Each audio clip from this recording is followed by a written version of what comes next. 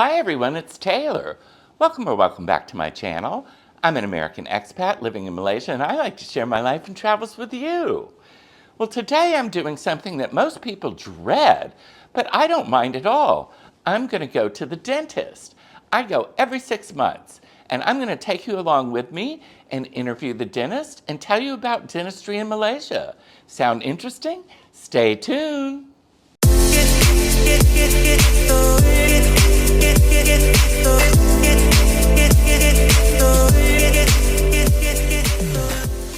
I actually met my current dentist from a mutual friend, which is the way to go because then you get a personal recommendation. But it was wonderful because his office is less than a 5-minute bike ride from my house. He's in Desa Pandan in a nice building too. But I'm going to give you a tour of the facilities and I'm going to interview Dr. Billy and ask him a lot of questions about dentistry in Malaysia. I know most of you probably don't like going to the dentist, but really, he is so gentle and so good, it is virtually painless. So come along with me today and I'll talk to you about dentistry in Malaysia. Well, here we are at G Village in Desa Pandan, where his office is located. And it's on the second floor, first floor for the people in Malaysia. Here we are at Quest Dental.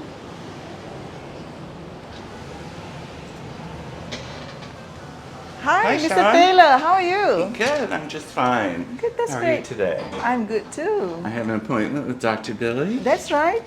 So, appointment. Okay. So, yeah, you have an appointment. So, have a seat. I will call you shortly. Okay, thank you so much. You're most welcome. Sean is lovely. Oh. And look, they have a piano. I don't know, does Dr. Billy play the piano? Yes, he does. Is that always here? I don't think so. It's always been here. Alrighty. From the start, yes. Oh, wow. Yeah. But it has a nice waiting room. Yeah, it's our reception area. Hello, Hi, Dr. Billy. how are you? Good to see you. Good to see you. That's a handshake. Yeah, So- I have my hands on the camera. So, before we have my appointment today, would you mind showing me around the office and for my viewers? No problem, come on. So this is the receiving area. Try to make it a little bit cozy. Some painting. Piano, that's for the kids. So, Oh, and there's Sean Chan. said you play. Sorry? Sean said you play. I play a little bit. I play a little bit. It's That's a nice touch. I've never seen a piano in a dentist's office before. good enough to bluff some kids so they get Okay. comfortable. And this tunnel is gonna separate the waiting area and the working area. So, Okay. and we got our first room. This room is the meeting room or the consultation room. This is where we discuss treatment. We try to put patient at ease. So when we talk about teeth, we don't want them to be in like dental chair so much. All right. So then we have the treatment room. That's our clinic manager. Hi. Hello. So that's the manager. Oh, this is where I'll be in. Yep. It's so clean and modern. Nice. We try to, but we probably have to do some refurbishment soon. And that's the second room. All setup is similar. And we have our third room. This is usually where we do surgery. Okay. I hope I never have to have that. Yep, better don't. Prevention is always better than treatment. And this is the messy part, is where we rest and eat, change. Okay. The employee lounge. Yep. That's great. It's nice that coffee. you have coffee too. Yep. Yeah, that's for good luck. Absolutely. And that's where we clean and sterilize all our instrument, sterilization. Okay. This should be the first station for the staff every morning, right, to make sure everything's Okay. clean. And that's the X-ray room. Oh, okay. I wanted to ask you about that because on my questions, I didn't mention it. But in the US, I have x-rays every year. Yep. And I have never had x-rays in Malaysia. Is it not common? Or It should be more common than it is, but then the public tends to be a little bit reluctant to take X-ray. But we should do that. Okay, well, but- you'll have to do me next time. Oh yeah. And this is the last room, which is the man cave. Oh. Also a bit messy. And that's Dr. Kelvin. Hi, nice to meet you. Nice to meet you. So you share the practice? Correct. And works. Those are works. You share the workspace too. Yeah. Well, you're probably both never in here in the same time. Probably. If we are here too much, then that means the business is no good.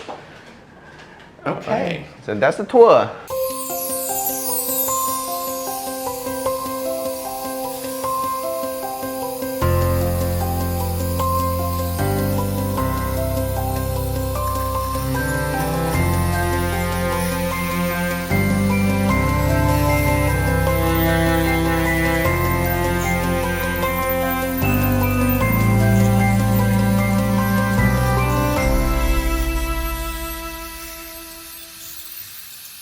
Okay. Now I've had all my teeth cleaned, and now I'm going to sit down with Dr. Billy and ask him some questions about dentistry in Malaysia. Awesome. I think one of the most important things to do when you move to a new city is find yourself a new dentist. If you don't do it right away, you're going to forget, and you're going to put it off, and it's going to be too long until you get there. So I was very fortunate to have a mutual friend who knew Dr. Billy, and I got an appointment pretty soon after I moved here, and have been coming here every 6 months since. And Dr. Billy is a fantastic dentist. I would say better than any dentist I've had in my life. Oh my goodness, yeah. It's flattering. And as I said before, this is only a 5-minute ride on my motorcycle from my apartment, so that's just perfect. It's located in Desa Pandan for the locals, so you'll know where it is. Okay, now I'm going to ask Dr. Billy some questions, some things you might be interested in about dentistry in Malaysia. So, Dr. Billy, what made you go into dentistry? That's a long story. I tried to cut it short. So after high school, my mom was asking what I'm going to do for my life. So back then, as you saw just now, there's a piano. I like music, and then they always say you should follow your passion. So I told my mom I want to be a pianist, and then she was supportive. She was supportive in the beginning, but then she's sort of like reverse psycho me. She say, "I'm gonna practice your piano 6 to 8 hours a day," and I said, "No, not gonna happen because I move around a lot. I like to move around. I can't do the same thing for a long time. A very short attention span." So she said, "If you're not gonna do that, you're probably not gonna make it to become a very good pianist." So she said, "Do you have any other option?" So I went to education fair, and I saw a brochure on dentistry. One of the criteria is you have to be artistic, so that's what caught my attention. So I thought, why not give it a try? So I came to become a dentist without knowing exactly what I'm getting into. Wow, so it's not, your father's not a dentist or anything like that? No doctors in the family or any sort. And did you go to dentistry school in Malaysia? Yes, I did. I was supposed to do a twinning program in Malaysia and had 2.5 years and 2.5 years in Australia. Oh, wow. But it required me to pass an English exam called the IELTS, and I couldn't pass it. So in the end, I had to stay in Malaysia, which is a blessing. But your English is excellent. I'm sure you could pass that test now. I think I could. I think I could. So how long have you had your practice?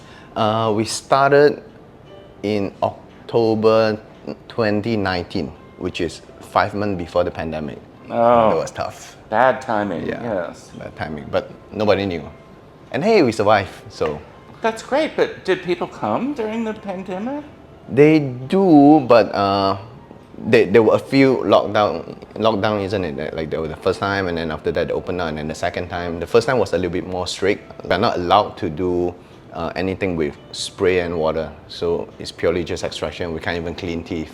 So that was like the first lockdown, and then it get opened up a little bit more. But they do come because Probably just emergencies mostly. correct. Yeah. Yeah, correct. Not just for cleaning. No. Do most Malaysians see a dentist? Is it affordable for Malaysians? I would say yes. Dentistry prices vary quite hugely. So you probably can get a clinic in further town area for like 50 ringgit. And then you will get something pricier, maybe by a specialist or a more reputable dentist at like 300 to 400. So I think dentistry in Malaysia is so well versed to fit into different market. So I think yes, it is affordable. It's not real affordable in the U.S., but luckily, as you've mentioned, I have pretty good teeth. So I've never had anything major. I've never had a root canal, and I think to live to 70 and not have a root canal is pretty good. Yes, that I have to say. The reason why you didn't need to have any X-ray is because you have very good teeth. So it actually links back to the affordability part. If all the patients, they take good care of their teeth, all they need is maintenance. And I think in terms of maintenance, everybody can afford it. It's when things go bad, that's where the bill get like crazy. Sure. Are there other dentists working in the practice? But we met one back there. Is there more than him, or is just the two of you? Permanently, there are only two of us. We are getting one more, but we do have 3 other specialists that come in. Like there are things that we can't do, probably like very big surgery, really difficult orthodontic or braces treatment. So we have specialists coming for that.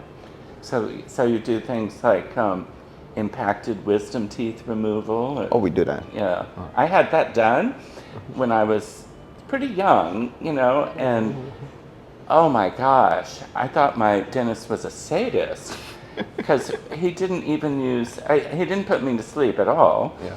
And he just used Novocaine. Oh. And I think I had 2 at a time, one side each time.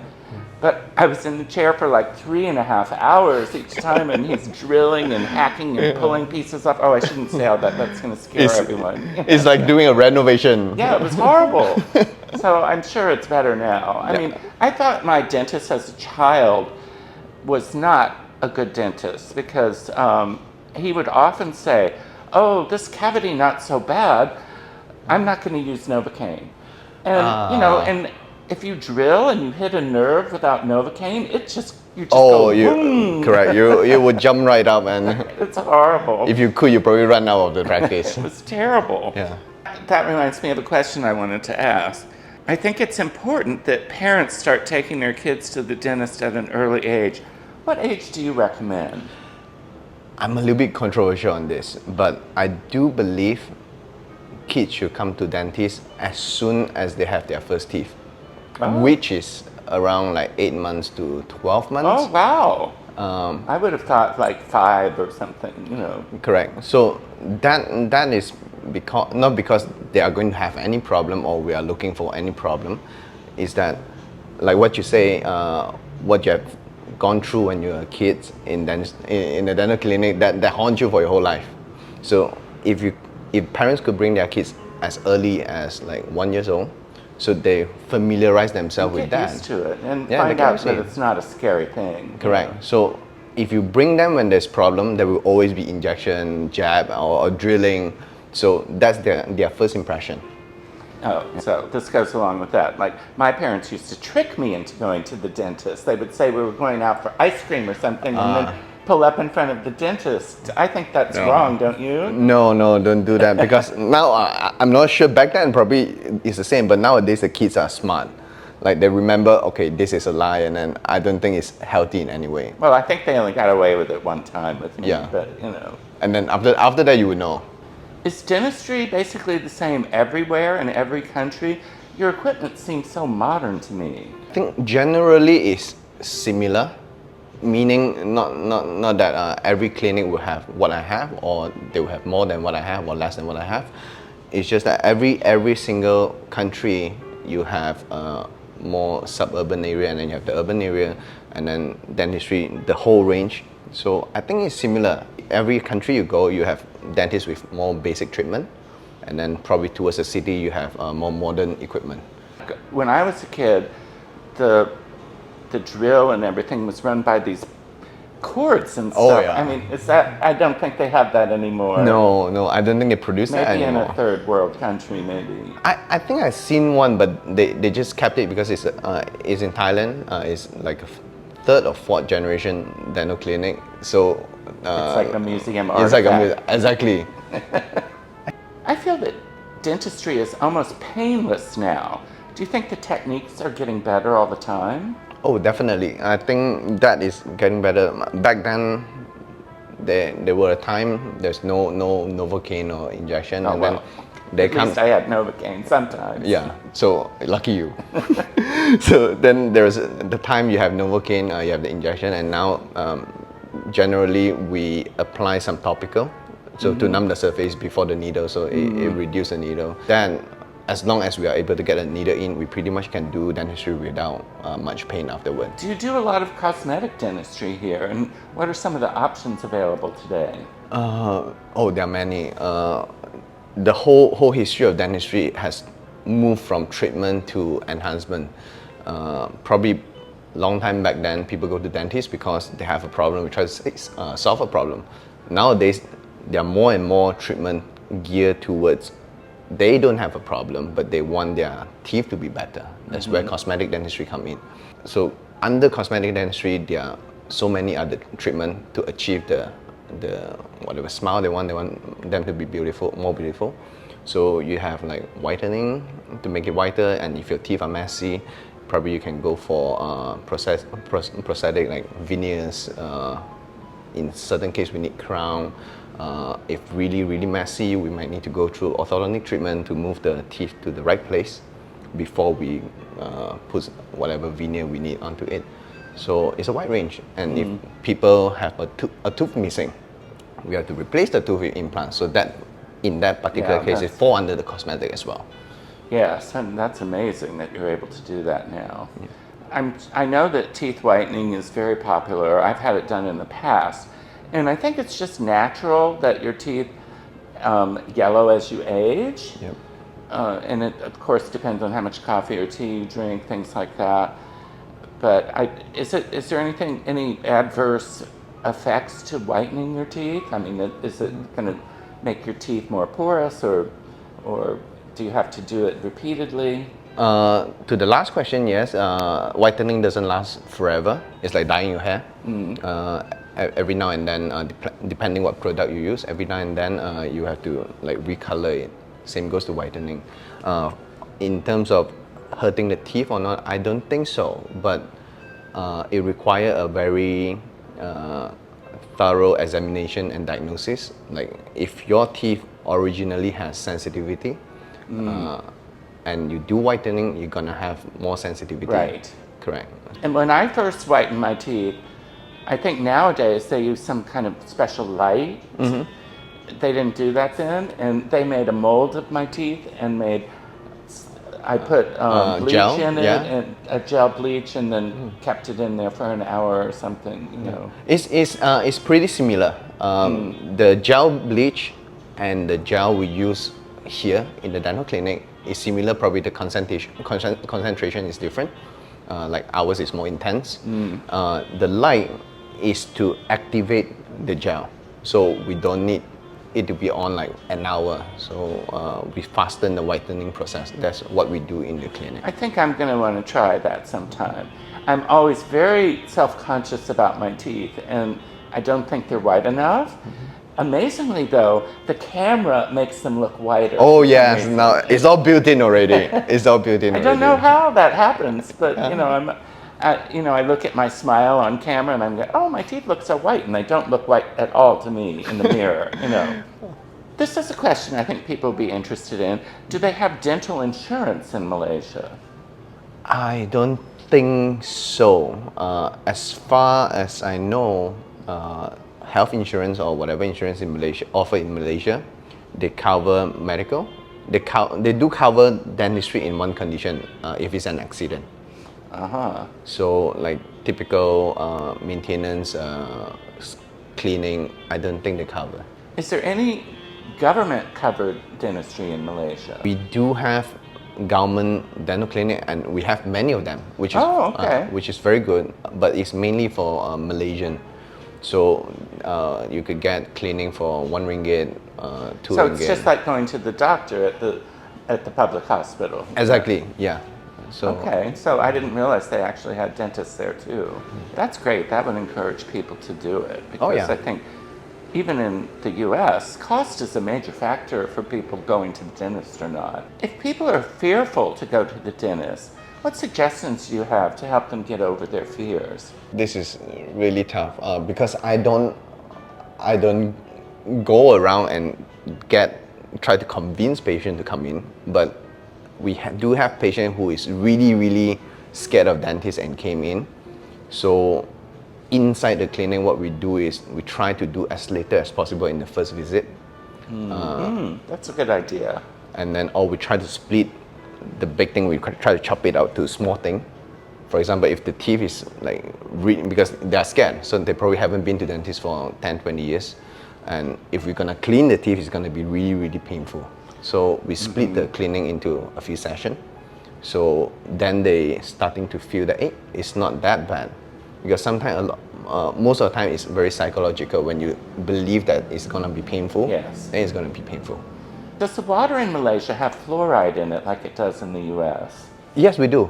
We do have. I forgot the number, but something like start with 5. But we do.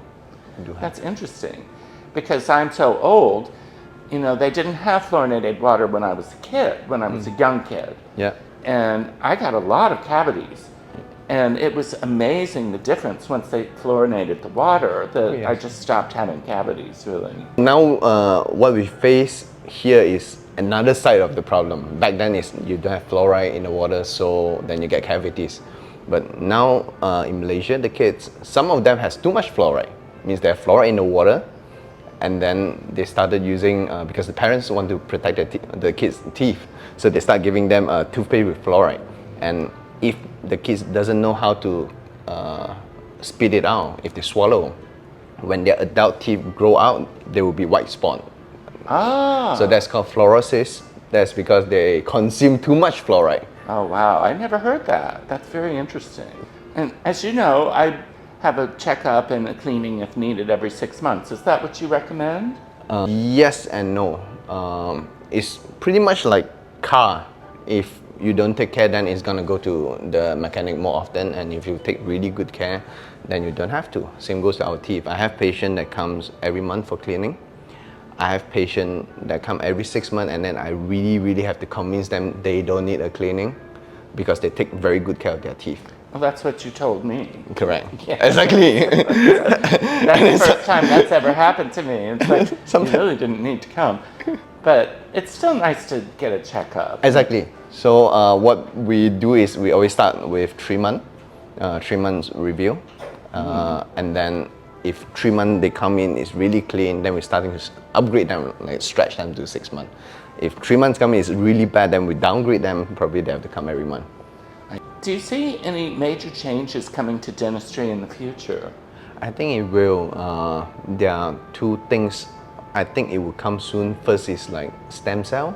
Stem cell, they're starting to try to grow teeth, like real teeth, because now if you lose the teeth, the best option is implant, which is putting in a screw into your jawbone to replace the teeth.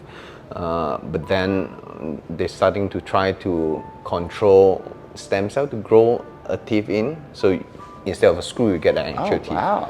That could be coming. The second one probably is the hottest topic now, AI. So whichever part that can be replaced by AI, I think it will be in the future. That's amazing. Well, is there anything that I haven't covered today that you think my viewers would be interested to know? Dentistry is really not that expensive as you think. It only gets expensive if we neglect it. Implants or, Yeah. you know. So for example, you are a pretty good example. You're the kind of person that you come into, if you come into clinic every 3 months, then probably half of the time I'll tell you you don't have to do anything. But then if another person don't take care, every time you come in there will be a new cavity and then it goes to root canal. So dentistry is not expensive, neglection is. Yes. Yes, if you neglect your teeth, it's going to cost you in the long run, that's for sure. Yeah. Well, Dr. Billy, I really want to thank you for letting me come in today and talk to you about dentistry. I've been wanting to do it for a while, but now my audience is bigger, so there'll be more people interested in it. And I know I've sent you patients in the past. Oh, yeah. And you'll probably get more now, I would Fantastic. think. It would be wonderful for you. But Yeah. it's really a great dental practice, and I highly recommend it.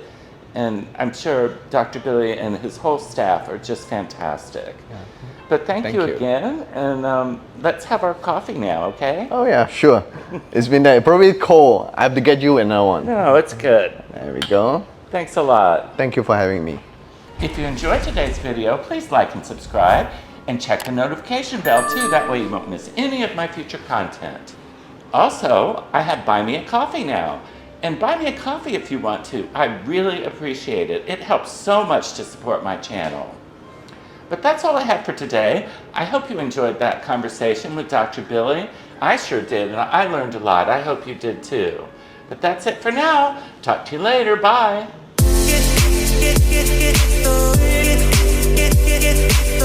Get